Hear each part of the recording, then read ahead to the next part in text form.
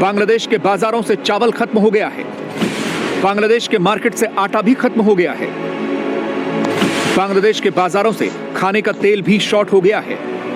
धीरे धीरे करके खाने पीने की चीजें खत्म हो रही हैं। बांग्लादेश में हर खाने पीने की चीज का दाम बढ़ गया है और मोहम्मद यूनुस की सरकार को यह समझ में नहीं आ रहा कि वो करें तो क्या करें। It's like a train. Economy जो होती है ना, रुकते रुकते रुकते रुकती है और चलते चलते चलते चलती है।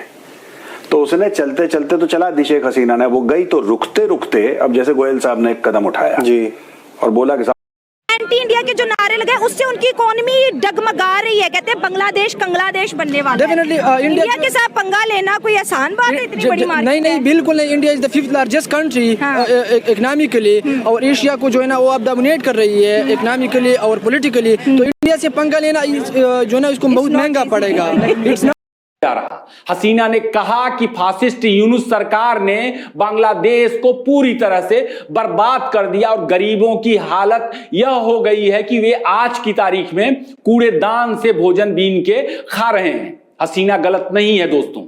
वहां महंगाई की हालत क्या है इसे आप स्क्रीन पर देखिए। बांग्लादेश बैंक के मुताबिक महंगाई दर इस वक्त वहां पर 12% से ऊपर है, जो हर महीने लगातार बढ़ती ही जा रही है। जबकि है, क्या समझते हैं अब इस टाइम जो बांग्लादेश की सूरत हाल है, आपको लगता है कि ये बेहतरी की तरफ जाएंगे? क्योंकि देखिए इस टाइम IMF के पास वो जाने को मजबूर हो गए, रशिया उनसे पैसे वापस मांग रहा है, इंडिया उनसे पैसे वापस मांग रहा है, यानी उनकी भी हालत पाकिस्तान जैसी हो गई है।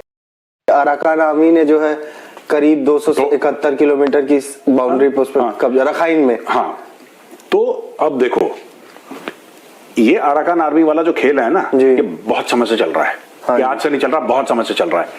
वहां पे पूरी नमस्कार दोस्तों, जय हिंद। दोस्तों अभी तक भारत ने बांग्लादेश को जिंदा रखा हुआ था। भारत से फूड सप्लाई, भारत से व्यापार के जरिए बांग्लादेश काफ़ी ज़्यादा फल फूल रहा था। लेकिन अब अगर हम साउथ एशिया की बात करें तो भारत के बाद सबसे ज़्यादा बांग्लादेश की अर्थव्यवस्था अच्छी थी, क्योंकि भारत तीनों तरफ से सपोर्ट कर रहा था। तीनों तरफ से यानी तीनों तरफ से, बॉर्डर से, व्यापार से, मेडिकल से, फिर इनके सामान को ख़रीदना, फिर इनको कच्चा माल देना, इनको खाने पीने की सामान प्रोवाइड करना। जबकि दुनिया में अगर कोई इम्पोर्टेंट चीज़ का व्यापार है तो वो खाने पीने का ही है। आज के समय में देखिए, जहां भारत ने बांग्लादेश को खाने पीने की सामान बंद की बांग्लादेश में, तो वही पाकिस्तान वाला हाल शुरू हो गया है। आटा गोदामों से ख़त्म है, चावल गोदामों से ख़त्म हो गया है, क्योंकि हर साल बांग्लादेश में बाढ़ आता है और बांग्लादेश में खाने पीने की सामान ख़त्म हो जाती है। बांग्लादेश में जो जूट और कपड़ा उद्योग है वो चीज़ अच्छे से हो पाती है, क्योंकि उसमें पानी का ज़्यादा लगता है। अगर बांग्लादेश की इस समय बात की जाए तो वहाँ आटे की शॉर्टेज है, चावल की शॉर्टेज है, तेल की शॉर्टेज है। ये सब चीज़ें उनके दुकानों से गायब हो गई है। और इस समय हम बांग्लादेशी टाका की अगर बात करें तो तेल 450 रुपया लीटर तक पहुंच गया है बांग्लादेश के मॉल्स में। तो आप इसी से अंदाज़ा लगा सकते हैं सब्जियां और जो खाने पीने की जो ज़रूरी सामग्री है वो सब बांग्लादेश के मार्केट से गायब ही हो गई है, क्योंकि सब भारत ही प्रोवाइड करता था।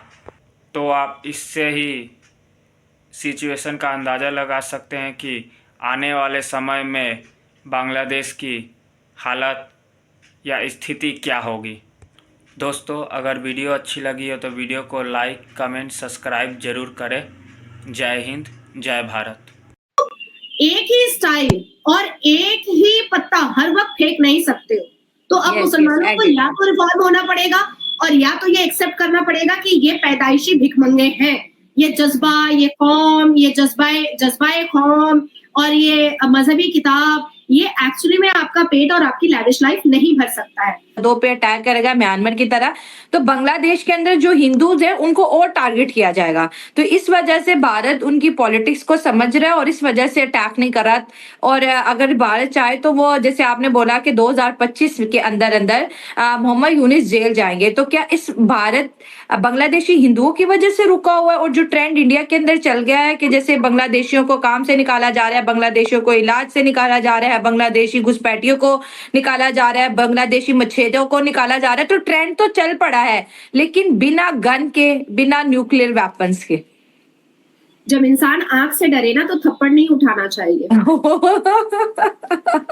जैसे मैं जब मुस्लिम पाड़ा मोहल्ला में जाती हूँ ना, तो मेरी शक्ल से और मेरी गाड़ी से लोग डर जाते हैं, तो मुझे चिल्लाने की जरूरत ही नहीं है, और थप्पड़ उठाना तो बहुत दूर की बात है। तो पाकिस्तान हो, बांग्लादेश हो, ईरान हो, सीरिया हो, ये सब भारत की आंखों से डरता है, हमारे आदरणीय प्रधानमंत्री की एक आवाज से डरता है, उनकी शक्ल से डरता है। तो फिर हमारे आदरणीय प्रधानमंत्री खामोशी से, जिस हिसाब से उन्होंने मालदीव्स को जोरदार तमाचा मारा था और मालदीव्स को घुटने के बल खड़ा करवा दिया था, वही हालत बांग्लादेश का भी होगा। हाँ, हमारी जो इंटेलेक्चुअल टीम है उन्होंने कार्रवाई जरूर स्टार्ट कर दी है और बॉर्डर को इतना ज्यादा सिक्योर और सुरक्षित कर दिया है कि बांग्लादेश का परिंदा भी पर नहीं मार सकता है। और जैसे ही मोहम्मद यूनुस को पता चला है कि म्यांमार के साथ हमारे रिलेशन बहुत अच्छे हो चुके हैं, डॉक्टर एस जयशंकर विजिट कर चुके हैं, म्यांमार के साथ हमारा जो कलाकंद का प्रोजेक्ट है वो फ्रूटफुल साबित हो चुका है, वो सक्सेसफुल हो चुका है, तो उसके बाद जो है अराकान आर्मी का बिल्कुल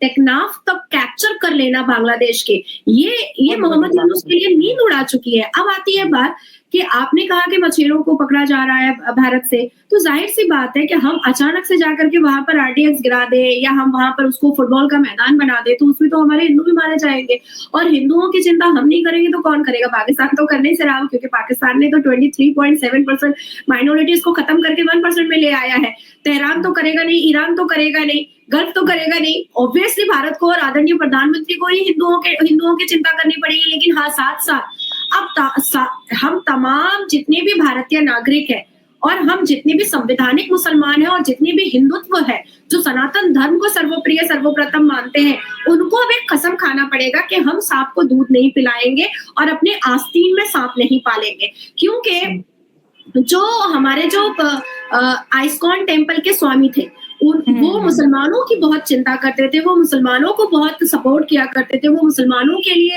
as a whistle blower, as a philanthropist काम किया करते थे। और अल्टीमेटली क्या हुआ कि मुसलमानों का एक पूरा गैंग जो है वो कोर्ट में खड़ा हुआ और कहा कि जो कोई भी स्वामी चिन्मय के लिए केस लड़ेगा उसका गला काट दिया जाएगा, उसको खत्म कर दिया जाएगा। तो आस्तीन, तो हमारे भारत के सनातनियों को भी अब कसम खाना पड़ेगा कि भारत के अंदर भी हम आस्तीन में सांप नहीं पालेंगे और सांप को हम दूध नहीं पिलाएंगे, क्योंकि अल्टीमेटली ये डसेंगे, क्योंकि इनके मजहब की आसमानी किताब इनको कह रही है कि काफिरों को खत्म करना है, काफिरों को मारना है। हाँ, हम अपने भारत को सिक्योर करने के लिए बिल्कुल उसको बांग्लादेशी घुसपैठियों को हम निकाल बाहर करेंगे।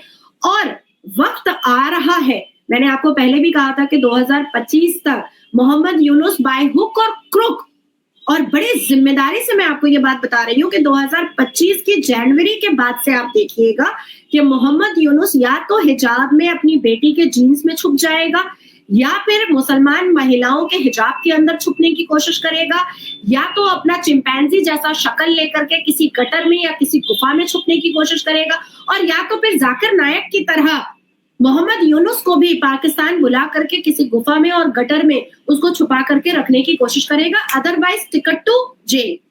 में कुछ बेहतरी आने वाली है? कुछ नहीं। ठीक है, आपको क्या लगता है बांग्लादेश में कोई बेहतरी आने वाली है? कुछ नहीं। We are Bangladesh. आप म्यांमार को छोड़ दो एक मिनट के लिए, we are the largest neighbours of Bangladesh. 4,000 Bangladesh के 2 नेबर है, म्यांमार, इंडिया। ठीक है, म्यांमार में कंप्लीट सिविल वॉर है। कंप्लीट सिविल वॉर सर, मैं उस पे आने वाला था कि अराकान आर्मी ने जो है करीब 271 किलोमीटर की बाउंड्री पे उस पर कब्जा, रखाइन में। हाँ, तो अब देखो, ये अराकान आर्मी वाला जो खेल है ना, ये बहुत समय से चल रहा है। ये आज से नहीं चल रहा, बहुत समय से चल रहा है। वहां पे पूरी डिस्टेबलाइज हो रही है कंट्री, म्यांमार, पूरी से। तो बांग्लादेश के दो चीज, एक तरफ से डिस्टेबलाइजेशन है पूरा, और वो जो एरिया है उससे बांग्लादेश को कुछ मिल नहीं सकता, और जिससे मिल सकता है उससे तुमने पंगा ले लिया। ठीक है, अब तुम यही काम देखो, ये यही काम कर सकते हैं। इंडिया का तिरंगा लिया, ठीक है, उसके ऊपर गाड़ियां चला रहे हैं, इनका यही कर सकते हैं। इसके अलावा they cannot do anything, they are weak people.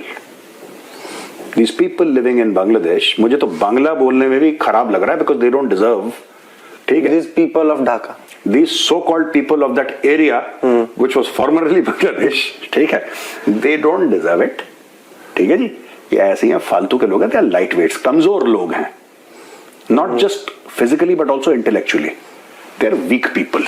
कहते हैं, मुझे हंसी आई सर, उनके फॉर्मर फौजी हैं सर। हाँ, वो मैंने देखा था वीडियो। वो कह रहे हैं कि हम बंगाल, उड़ीसा, बिहार वापस ले लेंगे। मैं कहा बिहार वाला तो इतना खैनी थूकेगा मुंह पे तुम्हारे, तो परेशान हो जाओगे। बिहार को लालू यादव इतना क्या बाग बुरबाग। ये क्या कह रहे हैं? ये कह रहे हैं बिहार ले लेंगे, बिहार भी वापस ले लेंगे, वापस ले लेंगे। एक तो quote John Rambo, I'll give you a war you won't believe। एक डायलॉग है फर्स्ट ब्लड में, रैम्बो कहता है कि I'll give you a war, let it go, or I'll give you a war you won't believe। They actually are feeling adventurous, they want to go to Bihar।